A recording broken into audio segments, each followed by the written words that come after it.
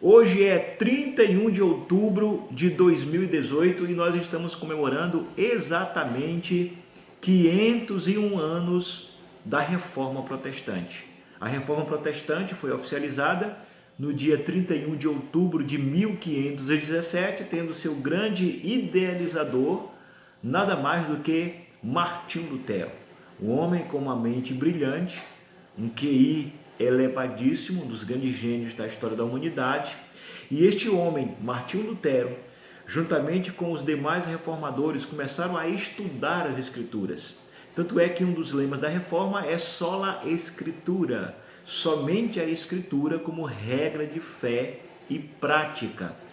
Pois bem, dentre tantos estudos, Martinho Lutero começou a difundir a ideia de que o Papa era a figura do anticristo predito nas Escrituras Sagradas e a Igreja Romana era a grande meretriz apontada no livro de Apocalipse. Houve uma grande repercussão na época, mediante a essa ideia, e uma espécie de contra-reforma do século XVI, um jesuíta chamado Francisco Ribeira escreveu um livro com 500 páginas. E dentre tantos assuntos, como abordar o protestantismo como heresia, como seita, a Igreja Romana era a única religião oficial e verdadeira, ele, para desassociar essa ideia do Papa como a figura do anticristo, a Igreja Romana como a figura da meretriz do Apocalipse, ele criou uma ideia futurista dos aspectos escatológicos das Escrituras. E ele pega Daniel capítulo 9, versículo 24 a 27, as chamadas 70 semanas de Daniel, e joga esse evento final lá para o futuro. E também pega Mateus capítulo 24 e Apocalipse capítulo 4 até o capítulo 19 e cria uma ideia futurista, totalmente, radicalmente futurista dos aspectos escatológicos. Olha que coisa interessante.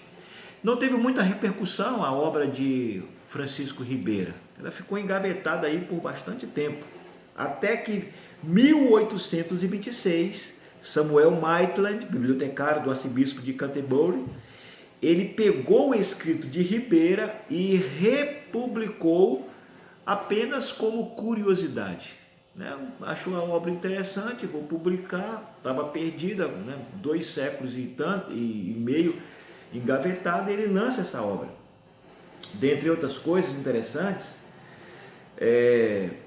surgiu a figura do jesuíta chileno Manuel Lacunza. Manuel Lacunza viveu entre 1731 a 1801 e ele lança uma obra chamada A Vinda do Messias em Glória e Majestade. E essa figura do Lacunza aqui é importante porque Lacunza vai trabalhar a volta de Jesus. É este jesuíta chileno, anote o nome dele aí, o Lacunza, de que é a primeira vez na história da humanidade que vai se falar que a volta de Jesus dá-se-á em 2 eventos ou 2 fases distintas. Até então nunca havia falado nessa possibilidade, nem mesmo Francisco Ribeira, na Contra-Reforma do século XVI, havia trabalhado essa ideia. Mas o Lacunza sim. Interessante que surge uma difusão dessa ideia na língua inglesa através da tradução de Edward Irving, onde ele vai trabalhar a ideia do milenarismo. Irving pega a obra de Lacunza, traduz para o inglês e começa a difundir essa doutrina diante da sua igreja, diante da sua comunidade, dentre os quais, ali, os irmãos de Plymouth, vai surgir a figura de uma pessoa que é extremamente importante nesse cenário, que é John Nelson Darby, ou Darby. John Nelson Darby é um pastor anglicano. Ele vai difundir, criar, sistematizar a ideia do dispensacionalismo. É uma doutrina que até hoje é predominante na escatologia e na teologia de praticamente todo o cristianismo hoje no século XXI. nós somos reflexo das ideias de Irving, que traduziu o material de Lacunza, que trouxe as ideias à tona da Contra-Reforma de Francisco Ribeira. E John Nelson Darby vai encabeçar, se tornando o pai do dispensacionalismo moderno. Não tem como pensar no dispensacionalismo, a doutrina do dispensacionalismo, sem citar a figura de John Nelson Darby. Dentre esse assunto, foi criado o arrebatamento pré-tribulacional, e Brian Shirtley ele vai escrever no seu livro o seguinte: o ensino de um arrebatamento secreto pré-tribulacional é uma doutrina que nunca existiu antes de 1830, que é o cenário de Irving, os irmãos de Plymouth e a figura de John Nelson Darby.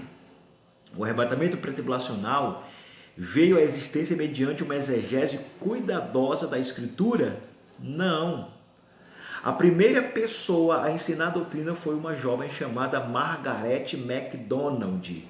Margaret não era uma teóloga nem expositora bíblica, mas uma profetisa da seita irvingita de Irving, Igreja Católica Apostólica. Irving, de tanto pregar durante 3 anos ali essa ideia, que ele suscitou, que ele ressuscitou de Lacunza, através da interpretação, da tradução dos textos em inglês, a igreja na Escócia tomou forma essa ideia dispensacionalista e difundiu o mundo afora através de John Nelson Darby. Dentre tantas as suas viagens, ele gastou o resto da sua vida viajando, pregando, discursando no mundo a ideia do dispensacionalismo, sendo que ao chegar na América ele tem alguém que vai dar um suporte, que vai acreditar, que vai difundir de forma mais profunda essa ideia dispensacionalista, que é o chamado Scofield. Ele é patrocinado pelos banqueiros americanos, como John Nelson Darby. Scofield também é um pastor maçônico, e eles são patrocinados pela alta casta dos banqueiros americanos maçons para difundir essa ideia no mundo. Então, Scofield lança a sua Bíblia, e se não me falha a memória, no ano de 1917, ele lança essa Bíblia, a Bíblia de Scofield, os comentários dispensacionalistas herdados de John Nelson Darby, e isso é introduzido nas faculdades teológicas. Ele gasta tempo, viaja, propaga a ideia do dispensacionalismo no mundo como reflexo da Contra-Reforma lá do século XVI, e que, querendo ou não, até hoje tem perdurado na maioria do pensamento dos teólogos da atualidade. Por isso nós achamos interessante trazer essa informação. É um acervo histórico de informação para que você entenda como surgiu a ideia futurista de um pensamento dispensacionalista, onde se cria dois momentos distintos da vinda de Jesus, uma em secreto só para a igreja. Margaret MacDonald acreditava nessa ideia, mas segundo ela era um arrebatamento parcial, somente a metade subiria, se encontraria com Cristo, ou seja, aqueles que estavam preparados, santificados, que estavam com a sua vida no altar. Já John Nelson Darby, ele não cria na ideia do arrebatamento parcial, porque nisso eu concordo, o corpo ele tem que subir por inteiro e não pela metade. E aí ele vai difundir a ideia de um arrebatamento total.